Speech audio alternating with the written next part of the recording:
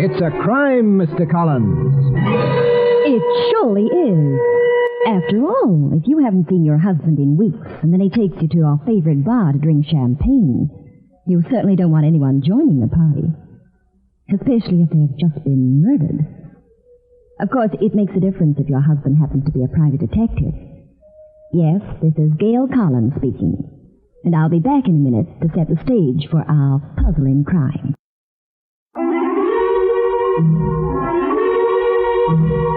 It's a crime, Mr. Collins. And what have you called this story, Mrs. Collins? Well, Mr. Hull, I called it The Case of the Pink Elephant. Is that so? And where did you see this pink elephant of yours, Gail? That's easy, Mort. Right here in San Francisco. After a night out, I presume. It was at a night out. You see, I hadn't seen Greg for 2 whole miserable, lonesome weeks. So when he came home, we thought we'd celebrate. There's a cute little cocktail lounge near Greg's office called the Pink Elephant. It was a pet spot of ours, especially because our pal, Sonny Peters, could be found there every night playing the piano, playing that fabulous lazy blues of his. So Greg and I were at the Pink Elephant. We didn't find out about it until later, but while we were having our first cocktail, a little discussion was taking place in the office of a friend of ours, Guy McInnes, managing editor of the Register. Guy was at his desk when he looked up and saw he had a visitor. Hiya, Guy boy. I haven't seen you in a long time. I thought you'd just never forgive me if I didn't drop in and say hello. I could have struggled along without it, Lenny. You mind if I close the door? It's more cozy. Especially for 2 old pals like you and me. Go ahead, close it. And speak your little piece, whatever it is, and blow. How you doing these days, Guy? Still the fearless newspaperman? Saving humanity and, by a strange coincidence, running up the circulation of the paper at the same time? Now, don't get all hopped up, Lenny. Just come out of jail. Everybody feels the way you do when they first get out. Now, take it easy. You'll flip. I ain't hopped up. It's very simple. What is? You sent me to the clink for 8 years, so... Yeah? So what? I'm gonna blow your head off. That's nice and simple, isn't it? Oh, I'm not gonna do it now, Guy. I'm not that crazy. I'm gonna do it when I feel like it. Maybe tonight. Maybe next week. Next month. Next year. I want you to sweat a while. You can't have the cups with you forever, Guy. There'll be a minute, a day, a spot. I'll get a break. Call the cops if you want. Tell them about the threat. How long will they protect you? And how well? While Guy was facing Lenny, Greg and I were at our regular table at the Pink Elephant. It was a small back room reserved for the elephant's extra special guests. But the door was open, so we could hear Sonny Peters at the piano.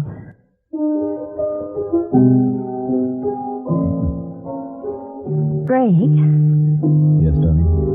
Greg, you were in New York for 2 weeks on a case, and you still haven't told me the most important part of it. What did I do that? Were there any luscious blonde suspects? Oh, sure. And a sensational brunette. And a redhead. And you just concentrated on the case? Now, look, didn't you tell me you couldn't come to New York with me because an old school chum was getting married? That was the truth. It takes just a few minutes to get married. You still had 13 days, 23 hours, and 55 minutes to yourself. And what did you do? Sit home and read the Encyclopedia Britannica? Absolutely. I started with the first volume, A to Ost, whizzed through that. When I was well in the middle of the second volume, that's Ost to Calva, I got your why you were coming home. Listen, Greg. It's like Shangri-La, isn't it? After these 2 impossible weeks without you, we're together again. And Sonny's providing the perfect background music. We've been kind of rude to Sonny, darling. We've been so busy with each other we haven't said hello to him. You're right, Greg. Sonny! Hiya, Gail. Hiya, Greg. Oh, let's talk to him. Maybe he'll play a few requests. Sure. Come on over.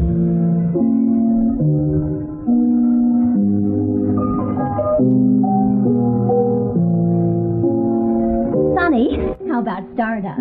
Okay.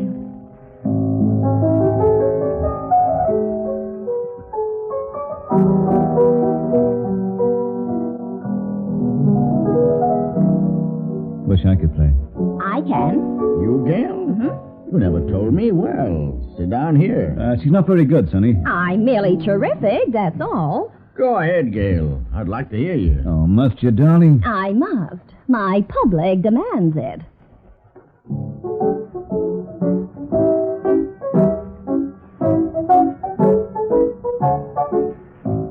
All right. Now that the amateur hour is over, let's hear Sonny again. What's the difference, Greg? Let her go on playing. Everybody's gone home anyway. Go on, Gail. Sonny, I'm glad you appreciate great talent when you hear it. My husband is an illiterate, tasteless oaf who doesn't know hot piano playing when he hears it.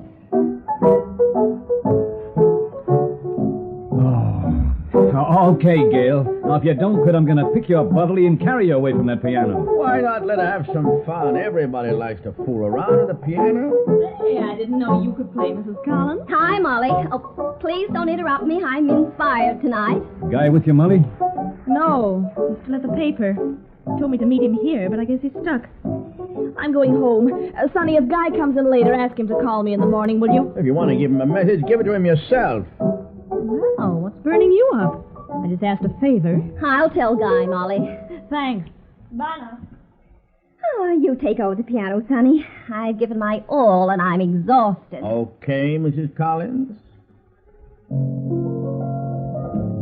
What's wrong, Sonny?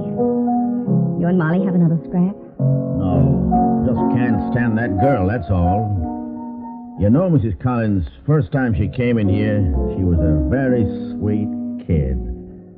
That was a couple of years ago. Tonight she breezed in, socked away 5 double scotches, dresses like a tramp, smears that junk on her face, wisecracks with everybody. Maybe she's just growing up. Lots of young girls try to be glamorous when they're her age, and they just succeed in being foolish. Well, how old is she anyway? 20? 20, huh? Yeah, Gail's right. That accounts for it. Greg. It's Guy McInnes. Guy! Oh, you missed my recital at the piano. Put the newspaper to bed, Guy? Molly was just Never here. mind that. Please, come over here, this corner. I've got to talk to you right away. Something's happened. Sure. Excuse us, honey. Go right ahead, Mr. C.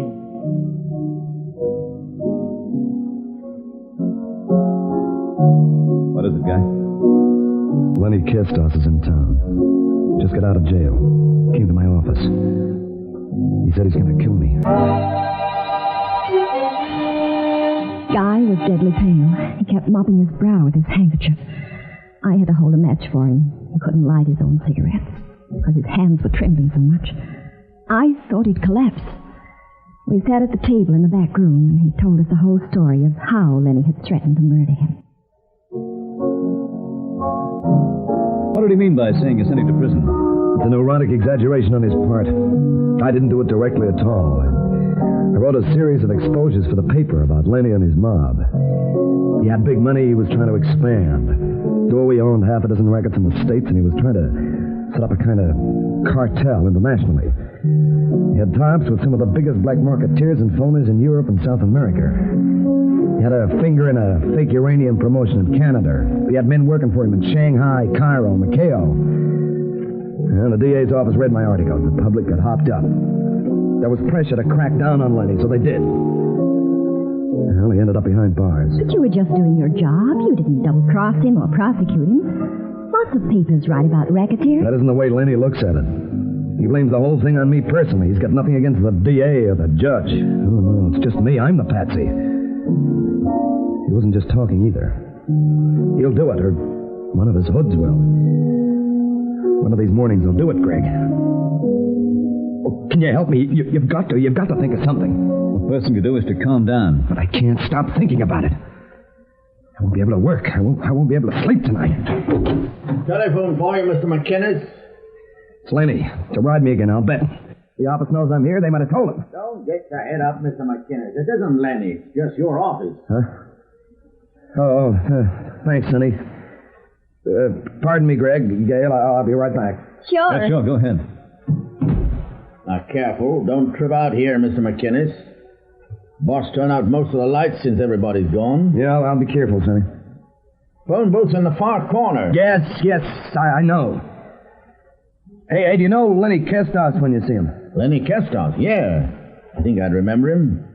I'll tell you if I see him around. He won't have to tell you anything, Guy. Lenny.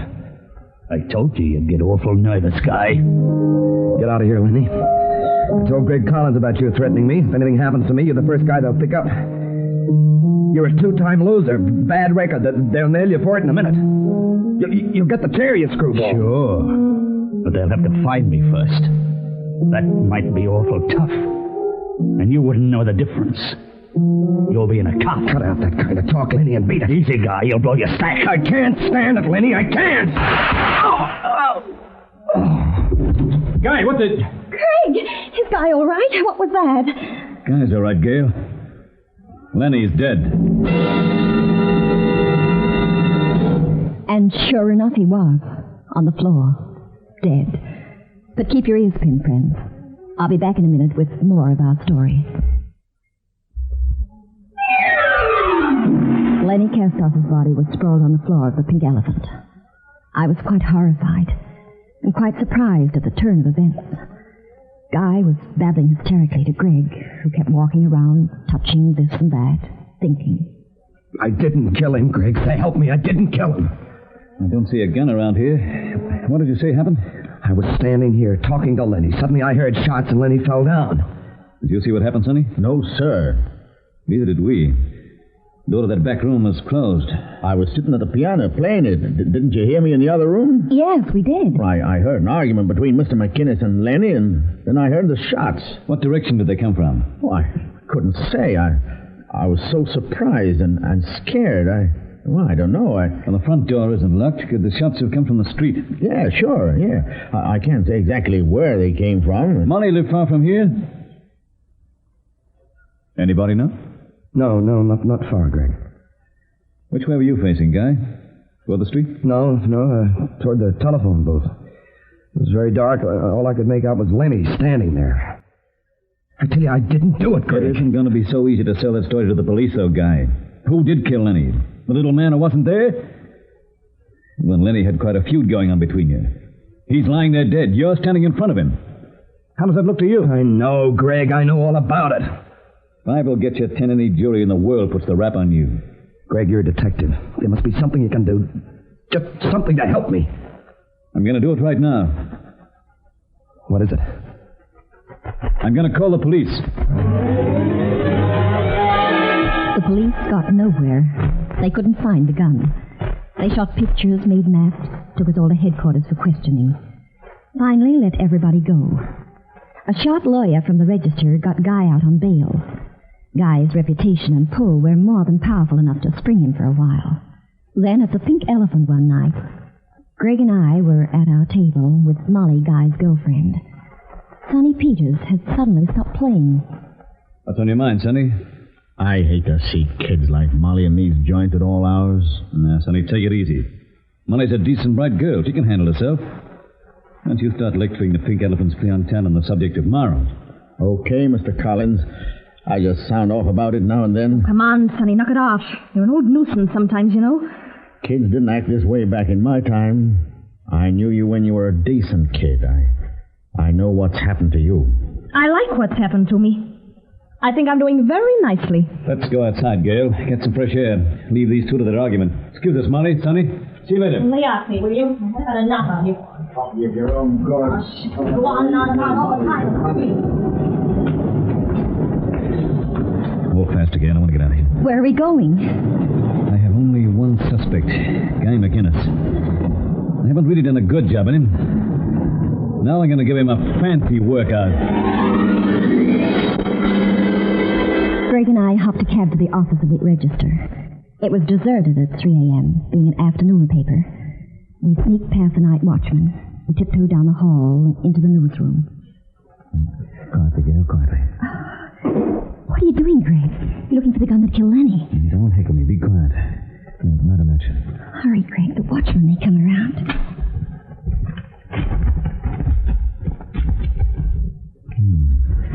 These are interesting. These papers clear up a little something about Guy I wasn't too sure of. What are they? That cartel of Lenny Kistas, the one Guy was supposed to have broken up for the sake of crusading journalism or what have you, seems to have been reorganized. Looks like Guy runs it himself. Guy took over Lenny's racket? With minor variations. That's why he exposed Lenny, I guess. He wanted the money for himself. Wanted Lenny out of the way. No wonder Lenny hated him.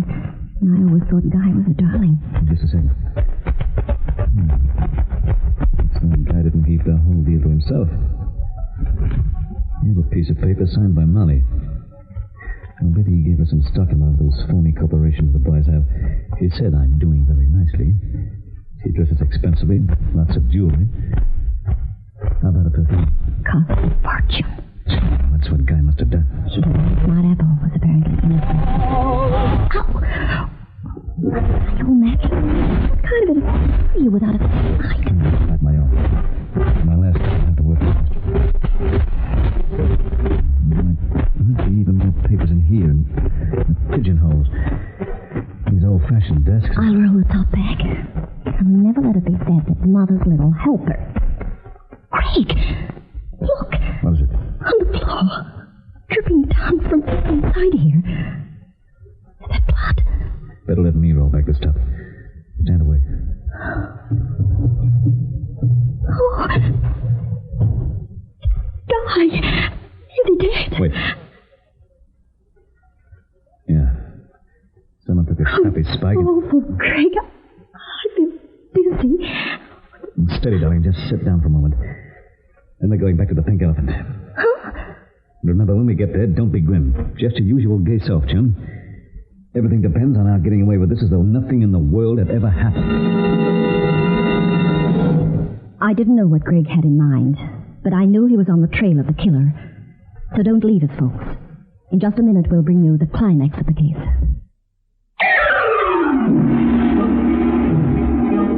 Enjoy your stroll, Mr. Collins? Very refreshing, Molly. The smoke in these places and the liquor fumes bother me. My boy spent too much time in those western prairies, you know. Big outdoors man. Feels all confined with us city folk. You haven't seen Guy anywhere, have you? No. I don't know what's happened.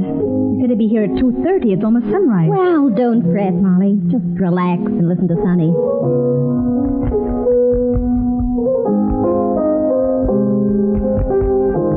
That Sonny's going to teach me to play like that. Why, well, Mrs. Collins, anytime. All I know is that one crummy tune. Anyone want to hear it? There she goes. The fearless type. Mind if I use your piano, Sonny? Please, Mrs. Collins, it makes me nervous when people touch my piano. Just a whim of mine, if you don't mind. Okay, Sonny, I know how you feel. It's tuned just the way you like it. Sort of like your own baby. I won't bother you. Go on, Gail. Play that crummy tune. Did I hear you correctly? Yes, I want you to play for us. Right now. Go ahead. But, Mr. Collins... Sonny just told you, Greg. I said play the piano this minute, Gail. Get away from the piano, Sonny. Let my wife play it. You heard me. Everybody heard me. Are you serious, Greg?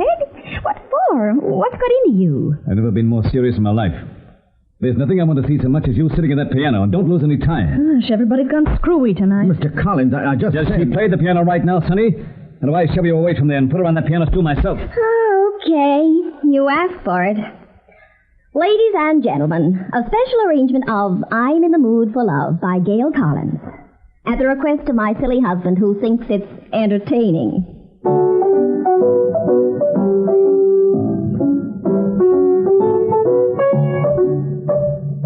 Hey, you got a cigarette or something stuck in the back of the piano, Sonny? Sonny, I said it... Go ahead, Sonny. Go back to the piano and take out the gun. Gun? All right, Mr. Collins. As you say. Here it is. I'll take it. But Greg, gun is that? It's Sonny's. It's the one he used to kill Lenny Kestas, right, Sonny? Well, come on, Sonny. Okay. Yes. It's the gun I used to kill Lenny. The gun you used, Sonny. You killed. We found Guy's body, Sonny, where you left it, inside the roll-top desk. Guy's body. Is Guy dead? Is Guy dead? Yeah. We found him stabbed to death a few minutes ago. No. No, I won't believe it. Oh, God. Now, take it easy, Molly. Easy, child. I think I got the whole picture, Sonny. Except for why you did this. The motivation's been puzzling me. Somebody had to pay Guy off for what he did to my Molly. Your Molly? You would have done it, Mrs. Collins, if she were your daughter. Honey, we never knew that. She wanted me to keep it quiet. I was ashamed, Mr. Collins. I didn't want anyone to know my father played the piano in a barroom. When you see a man take your own daughter and change her from the girl you loved and raised and worked for, the girl who's your whole life, when that man turns you into a piece of cheap trash, you figure your own life isn't worth much. If you can get rid of him and straighten her out, oh, you wouldn't listen, Molly. You just wouldn't listen to me, child. It got worse and worse. It was driving me crazy. I know. But was it right? You always told me to play percentages. And what have you won now? What have we got now, you and I? Greg turned Sonny over to the police, although he wasn't too happy about it. It was sunrise when Greg and I walked slowly home through the streets of San Francisco.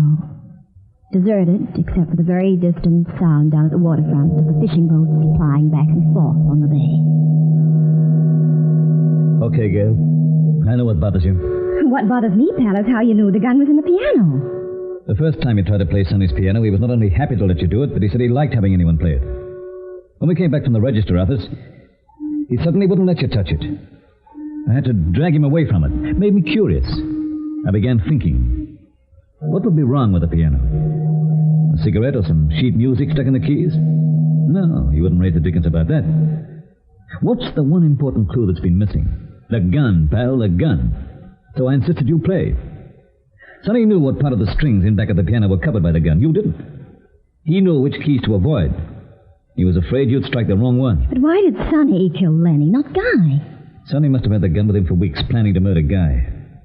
That night, when we were in the back room with the door closed and the pink elephant was empty, Sonny had his chance. But he got smart very quickly. He'd overheard the feud between Lenny and Guy, so he decided to switch and kill Lenny. That way, Guy would get the rap and nobody would ever suspect that friendly little piano player in the corner. Even if they found out he was Molly's father. Murder once removed, we caught it in the trade, pal. And the actual shooting? That was done by playing the piano with one hand. That's safe. Lots of special jazzes written for left hand only. With his right, he must have shot Lenny when the two men had their backs to him. I suppose Guy finally guessed what had happened. And that's why Sonny had to get rid of Guy, too, at the newspaper office last night.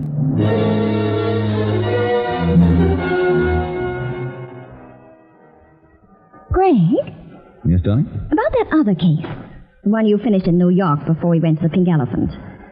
The one you handled alone. You still swear you weren't at all interested in the three suspects? The blonde, the brunette, and the redhead? I swear. That's why I love you, Greg. Of course that's why. I love you because you're such a wonderful, charming, brilliant, handsome, awful liar. Don't go away. In just a moment, we'll be back with you. Well, folks, Gail and I hope you enjoyed our adventure, The Pink Elephant. Be sure to visit us next time for another puzzle in murder, where there is crime and romance. There you'll find Mr. And Mrs. Collins.